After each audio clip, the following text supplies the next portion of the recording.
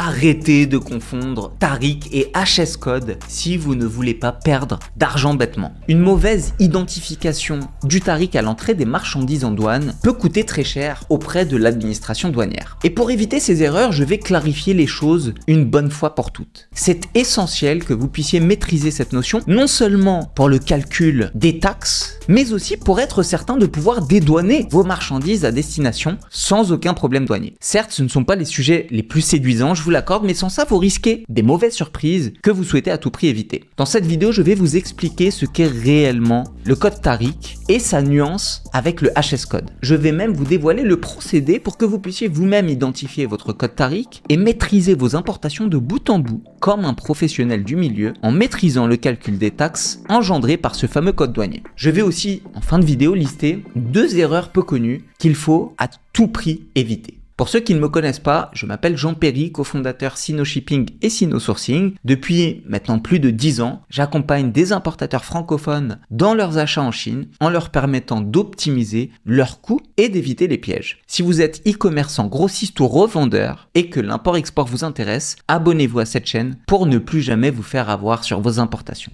Pour en revenir au sujet du jour, en quoi le code Tariq est différent du HS Code? Pour résumer simplement, le Tariq, c'est le code douanier final à 10 chiffres de vos marchandises. Le HS Code, vous devriez maintenant être clair sur la question si vous suivez cette chaîne, ce sont les 6 premiers chiffres de ce code douanier à 10 chiffres. Ces 6 premiers chiffres, donc le HS Code, c'est en quelque sorte le dénominateur commun de vos marchandises à l'échelle mondiale. C'est la codification des marchandises applicable au niveau mondial. Tous les pays ont ce même code à 6 chiffres, donc le même HS Code. Là où ça commence à changer, c'est à partir du 7e et 8e chiffre. Quand on prend ces 8 chiffres, on ne parle plus du HS Code, mais de nomenclature combinée ou alors de NC dans le jargon. Et maintenant, pour en revenir au code Tariq, il s'agit du code douanier complet à 10 chiffres. Les 8 premiers chiffres, donc la nomenclature combinée, permettent de déterminer les droits de douane dans le pays d'importation et les 2 derniers chiffres permettent de déterminer les politiques commerciales. Comme par exemple les droits anti-dumping. D'ailleurs, je vous ai fait une vidéo sur le sujet pour que vous compreniez ce terme peu connu de beaucoup d'importateurs. Donc vous voyez en fin de compte, le HS Code,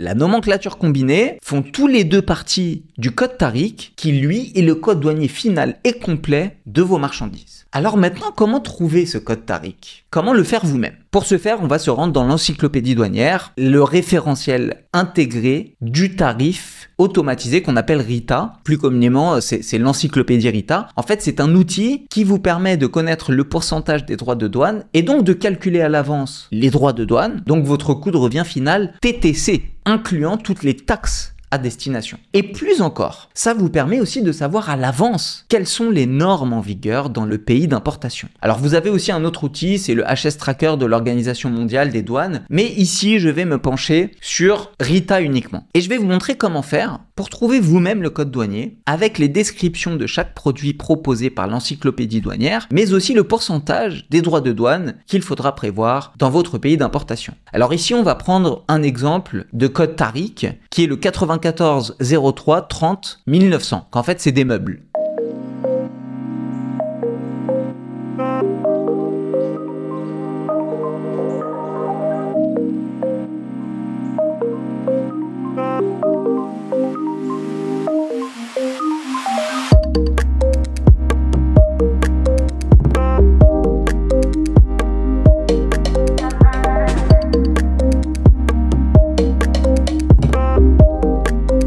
Vous savez maintenant que sur ce produit plutôt, il y a 0% de droits de douane, donc vous n'aurez que la TVA à payer à destination. Mais attention, il y a tout de même certaines subtilités à connaître. Chaque année, ces codes évoluent. Il y a régulièrement des importateurs qui commettent des erreurs quand il est déjà trop tard. En fait, pour éviter ces erreurs, rappelez-vous de ces 2 points qui sont omis par la grande majorité des importateurs. La première chose, c'est qu'il y a régulièrement la création de nouveaux codes douaniers. Et la seconde chose, c'est qu'il y a souvent des suppressions d'anciens codes douaniers. Ça aussi, je vous l'avais déjà dit dans une précédente vidéo. Donc en fait, c'est très important pour vous de garder un œil sur ces 2 points et de checker régulièrement ces informations pour être sûr que votre produit garde le même taux de taxes en France ou dans votre pays d'importation. Qui sait, Peut-être que du jour au lendemain, un produit sera sujet à des droits anti-dumping ou des taxes plus élevées. C'est possible et ça arrive souvent. Et je sais par exemple qu'en ce moment, les voitures électriques chinoises suscitent beaucoup de débats à ce sujet. Il faudra donc être très vigilant et rester à la page pour ne faire face à aucune mauvaise surprise. On en arrive à la fin de cette vidéo qui est assez technique. En tout cas, j'espère que ça vous permet d'y voir un peu plus clair. Vous avez désormais les outils pour identifier le code douanier de manière autonome et de déterminer de vous-même le montant des taxes à payer dans votre pays d'importation. Encore une fois, je sais que c'est pas les sujets les plus attrayants, mais ça reste indispensable pour vous de maîtriser ces notions en tant qu'importateur. Voilà, on en arrive à la fin de cette vidéo. Je vous dis à très bientôt. Salut Etienne.